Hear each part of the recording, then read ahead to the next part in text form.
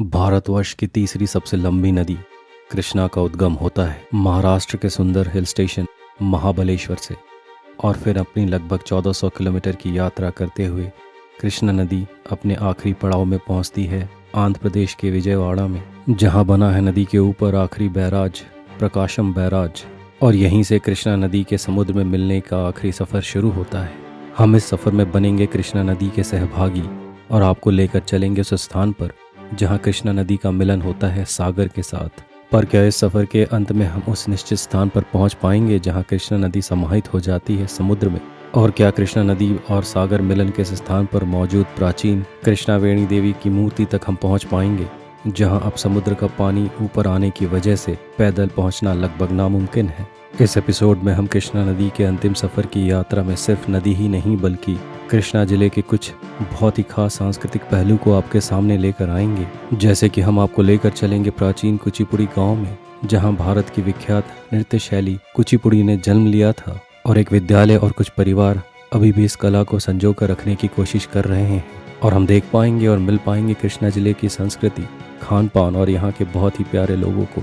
यह है कृष्णा नदी के समुद्र मिलन की अलौकिक यात्रा।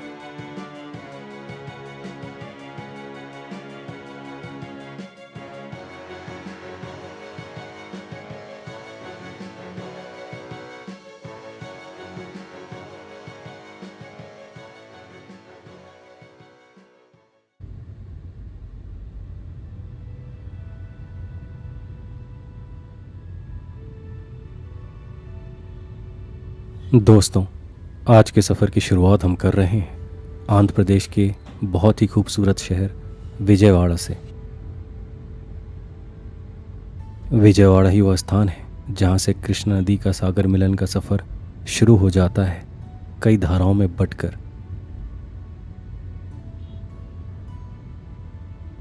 कृष्णा नदी अपने सफ़र की शुरुआत करती है महाराष्ट्र के महाबलेश्वर से और फिर कर्नाटका और तेलंगाना होते हुए आखिर में आंध्र प्रदेश पहुंचती है, जहां वह कई हिस्सों में बढ़ जाती है। और इसका सबसे उत्तरी और मुख्य हिस्सा समुद्र में मिल जाता है हमसला देवी में, जहां हम आज आपको लेकर चलने वाले हैं।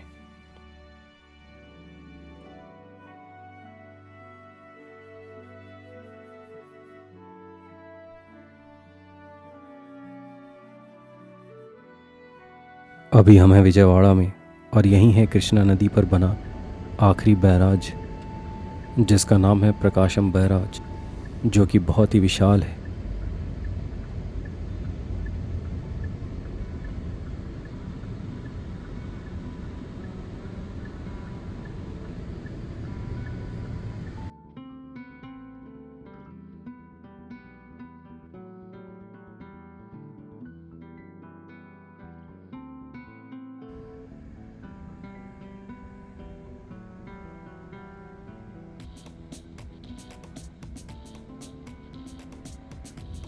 यह बैराज विजयवाड़ा को गुंटूर जिले से जोड़ता है।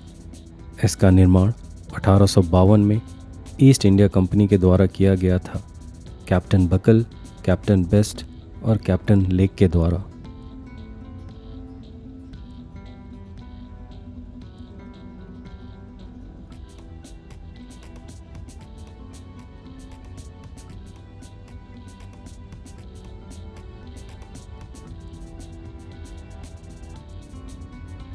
प्रकाशम बैराज की कुल लंबाई 1223 मीटर्स है और बैराज का फुल रिजर्वायर लेवल समुद्र तल से लगभग 17.39 मीटर्स है।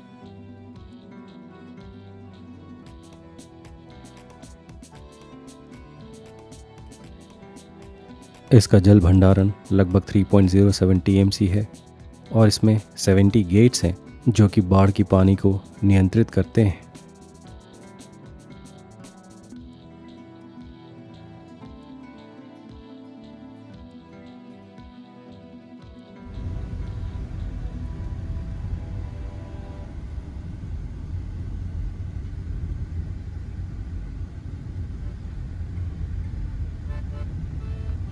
और विजयवाड़ा की धरती से हम आगे बढ़ते हैं कृष्णा नदी के सागर मिलन की तरफ।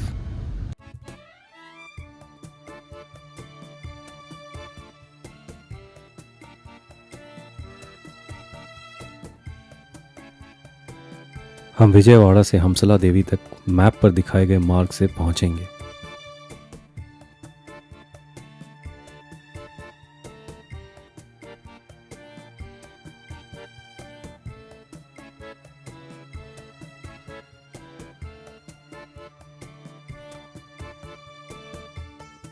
पहले विजयवाड़ा से मछलीपट्टनम नेशनल हाईवे 65 से, और फिर वहाँ से पहुँचेंगे मोपी देवी गांव और अवनीगड्डा कस्बे के बीच, जहाँ से कृष्णा नदी कई शाखाओं में बढ़ जाती है और उसकी मुख्य शाखा हंसला देवी में बंगाल की खाड़ी में जाकर मिल जाती है।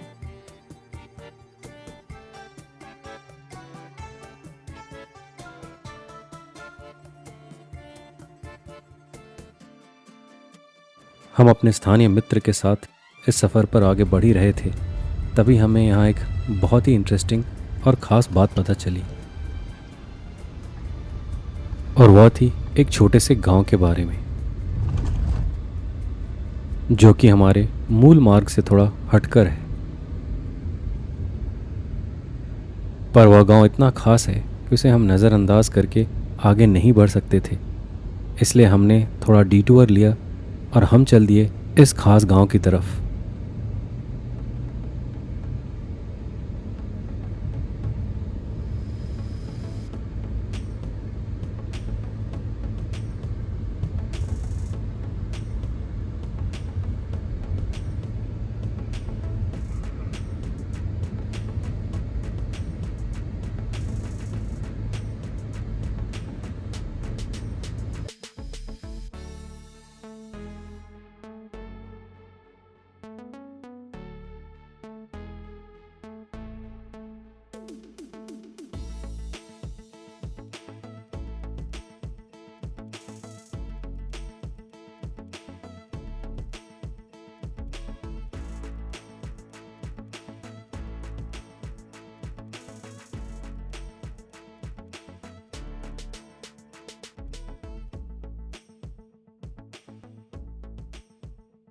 दोस्तों, यह है बहुत ही ऐतिहासिक और सांस्कृतिक जगह, कृष्णा डिस्ट्रिक्ट में एक छोटा सा गांव कुचिपुड़ी।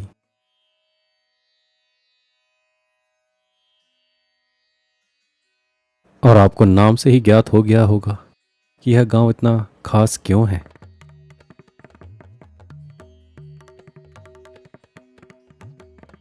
जी हाँ, यह गांव ही वह स्थान है जहां प्राचीन भारतीय नृत्य शैली कुचिपुड़ी का जन्म हुआ था, लगभग तीसरी शताब्दी में, यानी आज से लगभग 1800 साल पहले।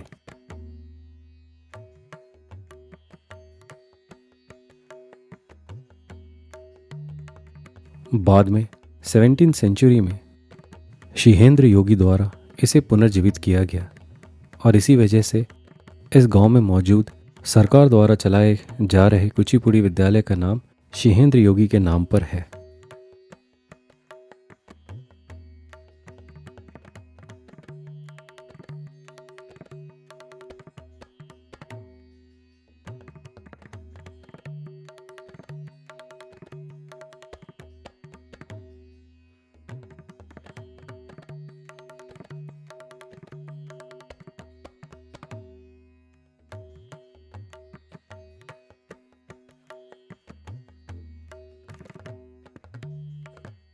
हालांकि आज संडे होने की वजह से स्कूल बंद है, इसलिए हम इसके अंदर नहीं जा सकते।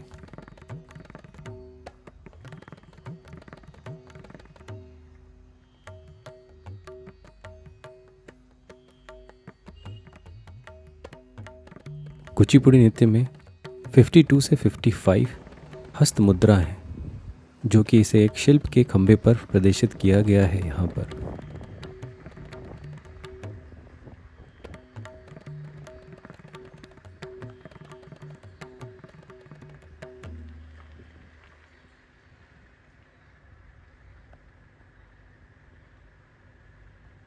भारतीय नृत्य शैली एक साधना का सुंदर तरीका है, इसलिए हमें लगता है कि कुचिपुड़ी नृत्य के बारे में और जानने और सीखने के लिए कला की भावना रखने वालों को कुचिपुड़ी की काशी यानी कुचिपुड़ी गांव में ज़रूर आना चाहिए।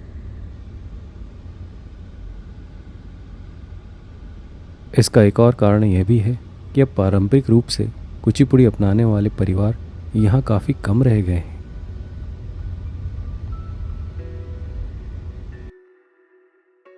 इस ऐतिहासिक कुचिपुड़ी गांव को देखने के बाद हम फिर चलते हैं अपने मूल रास्ते पर। हम वापस चल पड़े हैं उस स्थान की तरफ जहां कृष्णा नदी का विभाजन होता है और उसकी एक डिस्ट्रीब्यूटरी हमसला देवी में जाकर सागर में मिलती है। दोस्तों, अब हम पहुंच गए हैं उस एग्जैक्ट स्थान पर जहां कृष्णा नदी कई हिस्सों में बंटकर आगे बढ़ती है सागर में मिलने के लिए। और जो शाखा मिलती है सागर में हमसला देवी में, वह अब आप अपने सामने देख सकते हैं।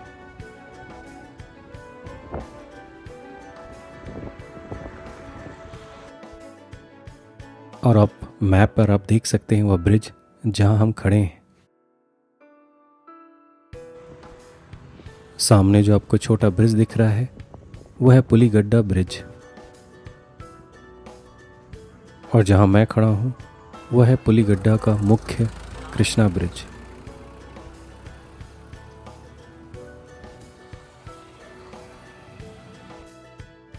और अब आप पुल की दूसरी तरफ देख सकते हैं कृष्णा नदी को बे ऑफ बंगाल की डायरेक्शन में जाते हुए। आगे यहीं पर कई शाखाएं कृष्णा नदी की बटी हुई हैं जिसके ऊपर ऐसे ही ब्रिज बने हुए हैं। तो अब क्योंकि कृष्णा नदी हमारे जाने वाले डायरेक्शन की बाईं तरफ बह रही है, तो अब हम भी मुख्य सड़क राज्य मार्ग 216 से हटकर बाईं तरफ चलते हैं।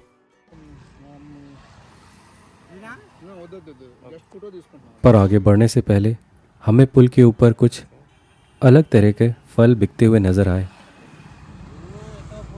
जो दूर से देखने पर इमली सा प्रतीत होता है।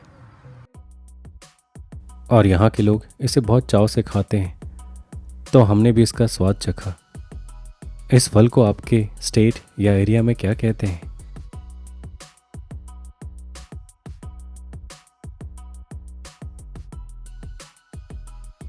खैर, हम मैप पर दिखाए गए डायरेक्शन में आगे बढ़े अवनीगड्डा कस्बे के बाहरी रास्ते से, और अब लगभग 30 से 35 मिनट के बाद हम अपने गंतव्य स्थान पर पहुंच जाएंगे।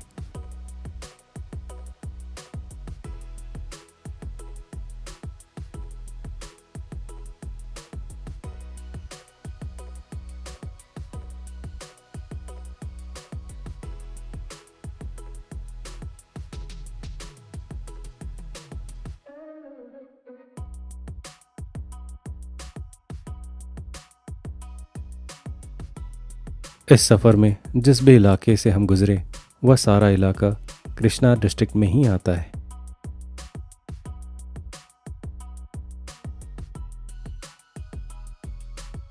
और हमें यह बताने की ज़रूरत नहीं कि कृष्णा नदी डेल्टा क्षेत्र में पूरा जीवन कृष्णा नदी पर ही टिका है।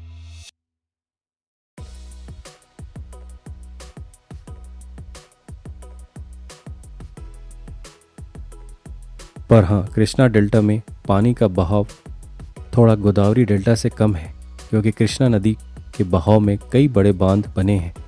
साथ ही गोदावरी नदी के मध्य और अंतिम क्षणों में कई बड़ी ट्रिब्यूटरीज इसके पानी को रिचार्ज करती हैं।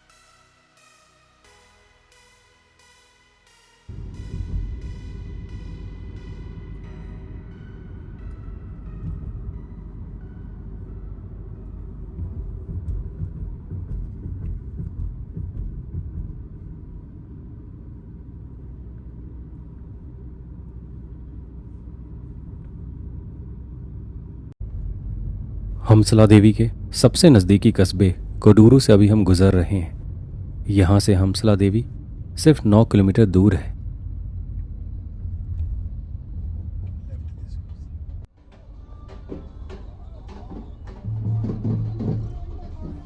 अभी सामने आपको हमसला देवी का डायरेक्शन बोर्ड दिख रहा होगा।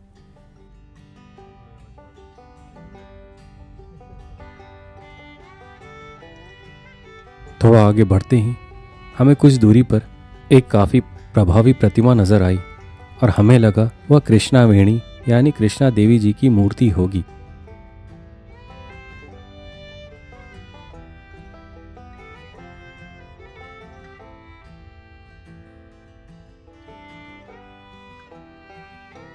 पर पता चला कि यह तेलुगु धरती को रिप्रेजेंट करते हुए एक देवी हैं। जैसा कि अपने देश को पर्सोनिफाई करते हुए हम भारत माता का रूप देते हैं, वैसे ही इस पावन धरती को तेलुगु माता के रूप में दिखाया गया है।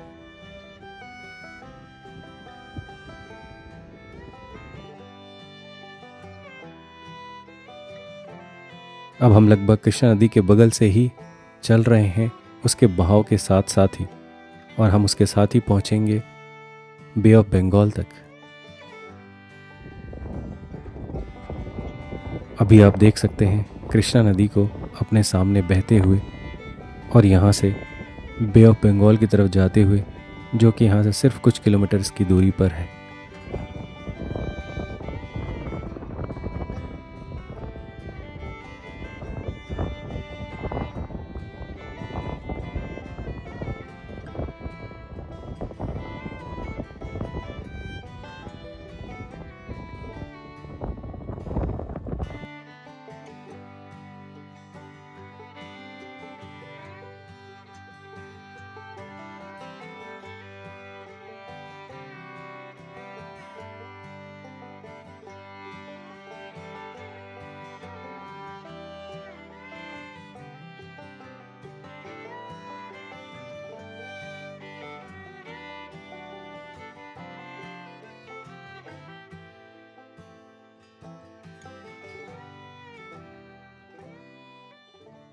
अब हम पहुंच गए हमसला देवी गांव में, और लगभग पहुंच चुके हैं उस स्थान पर जहां पर कृष्णा नदी मिल जाती है सागर में।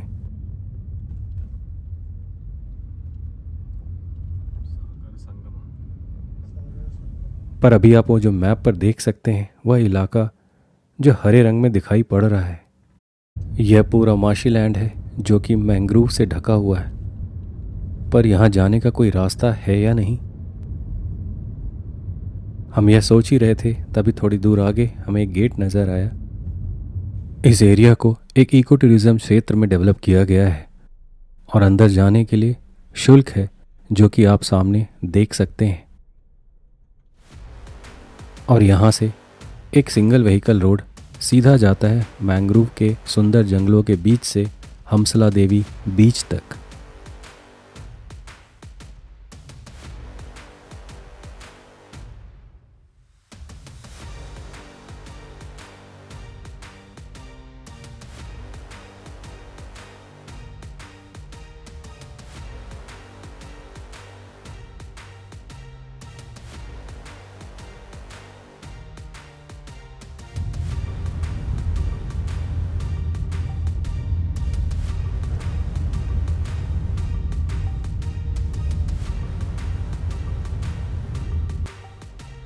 मैंग्रोव फॉरेस्ट बहुत इम्पॉर्टेंट होते हैं समुद्र के पानी से किनारे को बचाने के लिए, और सुनामी और ऊंचे लहरों के खतरों से भी सुरक्षा देते हैं।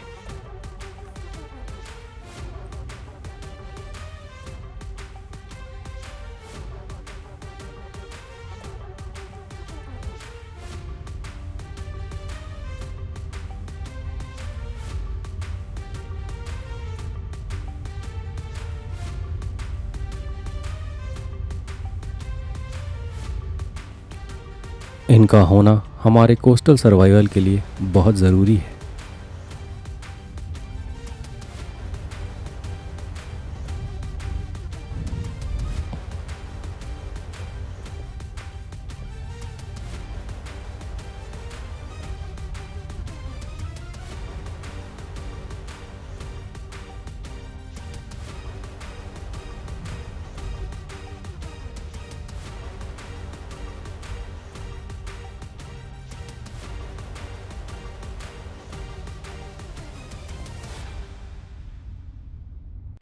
खूबसूरत मैंग्रोव फॉरेस्ट से होते हुए अब हम पहुंच गए हैं हमसला देवी बीच पर, और अभी सामने आप देख सकते हैं बे ऑफ बंगाल।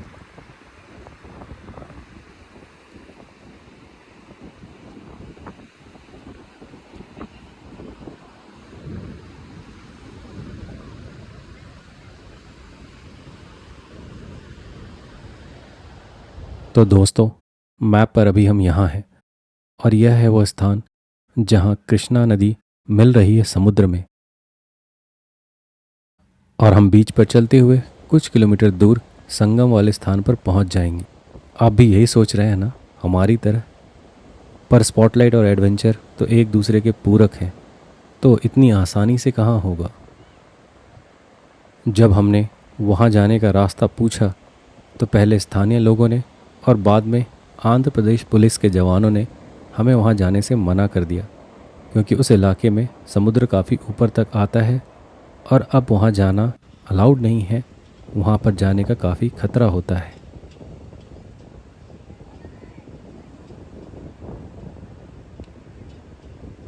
उसके ऊपर एक और दिक्कत यह है कि हम बोट से भी नहीं जा सकते, क्योंकि अप्रैल में मछलियों के अंडे देने का सीज़न होता है और उस वक्त बोट्स समुद्र में नहीं जाते, ताकि अधिक मात्रा में मछलियों का उत्पादन हो आगे के सीज़न के लिए।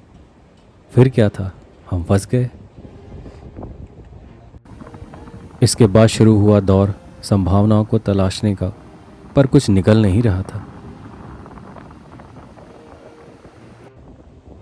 अभी आप जो दूर सामने झाड़ियों का झुंड देख रहे हैं, उसी के उस तरफ है सागर मिलन कृष्णा नदी का।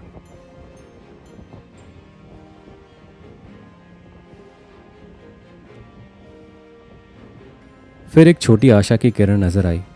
स्पॉटलाइट के नदियों के प्रति आदर और जिज्ञासा को देखते हुए वहाँ मौजूद एक सीनियर पुलिस ऑफिसर ने हमें एक और दूसरे सीनियर से बात कर हमें परमिशन दी, पर शर्त यह था, सिर्फ मैं, वो भी एक पुलिस मैन के साथ वहाँ जा सकता हूँ, वो भी पूरे सेफ्टी गियर्स के साथ।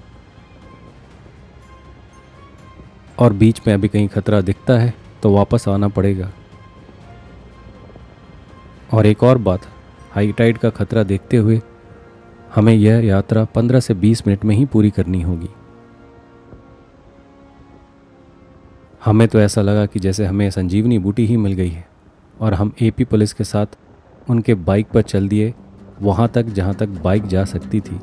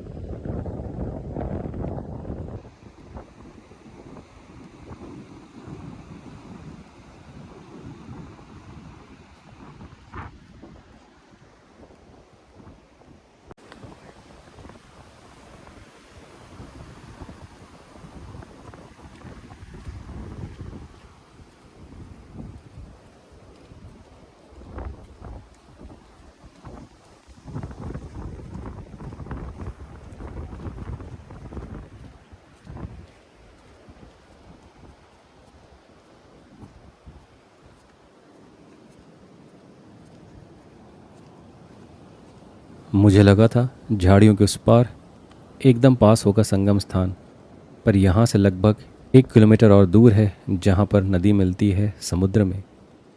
लगभग 40 डिग्री सेल्सियस टेम्परेचर और 80% ह्यूमिडिटी। मुश्किल है, पर अभी तो हमें सिर्फ मंजिल दिखाई पड़ रही है।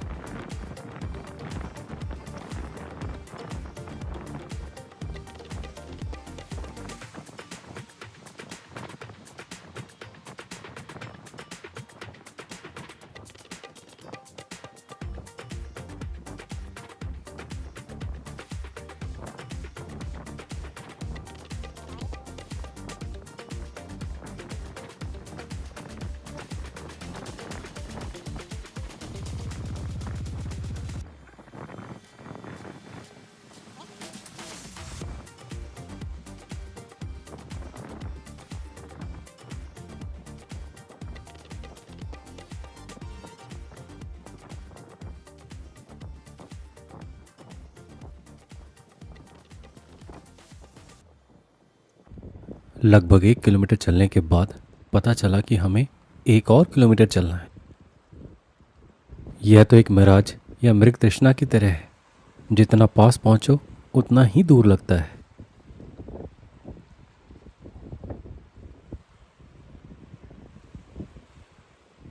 आप जो अबेंडेंट बिल्डिंग देख रहे हैं उसी के पास है कृष्णा सागर मिलन, पर अब समुद्र के काफ़ी ऊपर आने की वजह से उस जगह पर कोई नहीं रहता।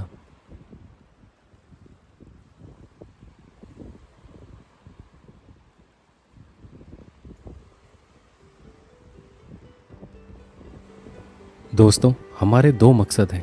एक तो हमें संगम स्थान को देखना है और आपको दिखाना है, और दूसरा हमें वह कृष्णा वेणी की मूर्ति जो संगम स्थान पर है, जो खुले आसमान के नीचे है, उसे देखना है। उसमें एक अलग ही डिवाइन अट्रैक्शन है।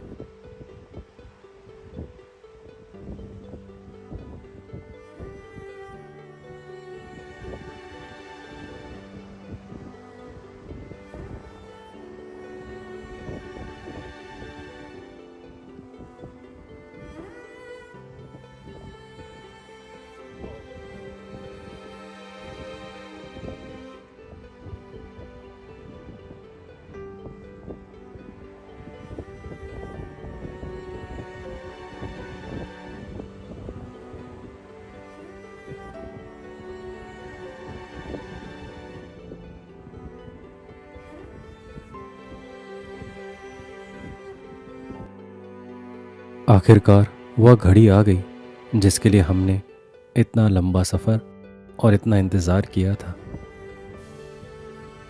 अभी सामने आप देख सकते हैं वह एग्जैक्ट स्पॉट जहां कृष्णा नदी मिल रही है बंगाल की खाड़ी में। आप दोनों तरफ से उठती हुई लहरें देख रहे हैं, जहां नदी और समुद्र के आपस में मिलने से एक बीच में लहरों का सिलसिला बन रहा है। अपने 1400 किलोमीटर का सफ़र करते हुए और करोड़ों लोगों और जीव जंतुओं को जीवन प्रदान करते हुए, यह है स्थान जहां कृष्णा नदी मिल जाती है समुद्र में और अपनी यात्रा को समाप्त करती है।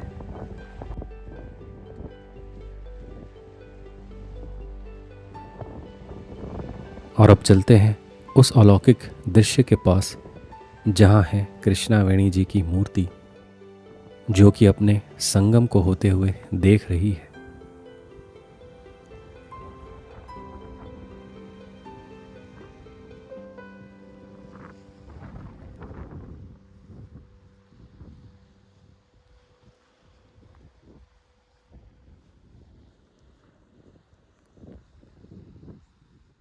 यह पल बहुत ही खास है, जिसका वर्णन करना बहुत ही मुश्किल।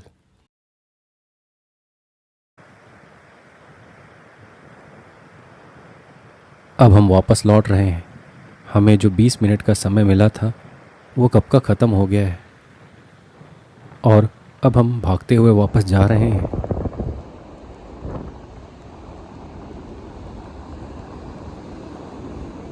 किस्मत की बात यह है कि अभी भी समुद्र का पानी झाड़ियों से दूर है और रास्ता खुला हुआ है दूसरी तरफ जाने का।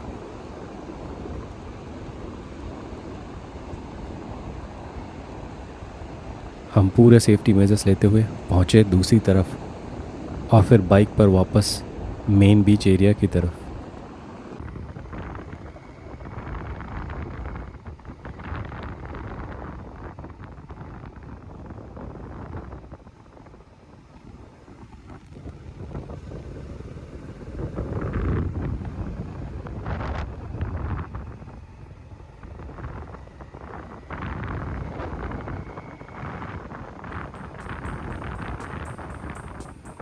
यह एक लंबा लेकिन काफ़ी संतुष्टि देने वाला सफ़र था।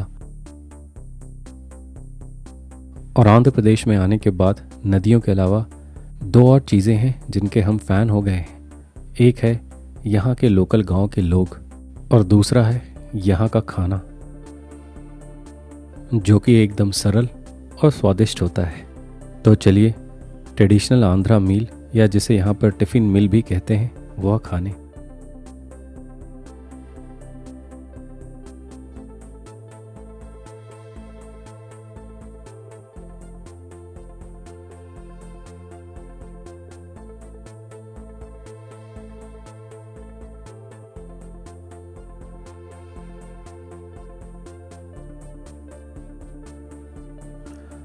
प्यार और मुस्कुराहट के साथ खाना खाने के बाद अब वक्त है आपसे विदा लेने का, और आपसे वादा है कि अगले सफ़र को लेकर जल्द ही लौटेंगे हम आपके सामने। तब तक आप बने रहिए हमारे साथ। इस एपिसोड को देखने के लिए धन्यवाद। नमस्कार।